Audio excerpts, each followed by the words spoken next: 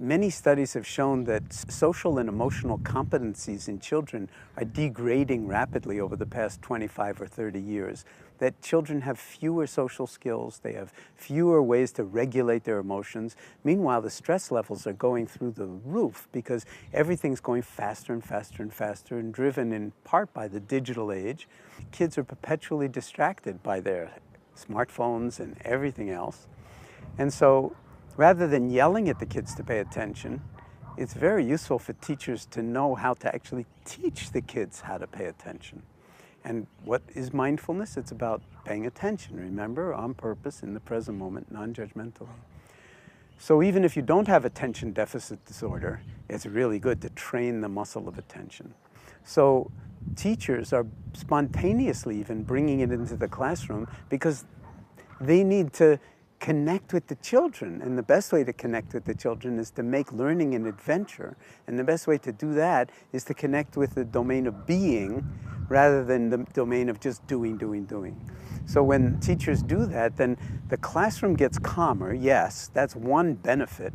But the children get more interested in learning and in actually being in relationship with each other in ways that are much more socially and emotionally intelligent.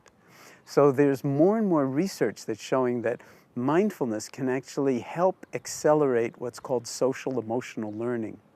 Because social emotional learning, which is a big movement in the United States, really is very cognitively oriented. And it's all about what to do when certain things happen, but it's very cerebral. And what the mindfulness does is, again, it brings you a practice that you can actually do when you're not under stress, when you're not having social and emotional challenges. And then when you get into trouble with, one kind of emotion or another, or a difficult social situation, you'll have this reservoir of balance and strength and clarity and insight and calmness to call upon.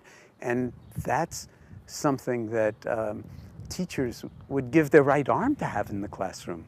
The more we're cultivating these kinds of qualities early in life, the happier we're going to be and the better our brains are going to function to be able to learn, to be able to have effective working memory, to be able to have an effective, what's called executive functioning, where we can make very rapid decisions about different kinds of circumstances we find ourselves in, choices, perspective taking, and then learning and memory. So, and emotional reactivity. So there's not one way in which I believe mindfulness couldn't be profoundly valuable for children, again, if it's done in the right way.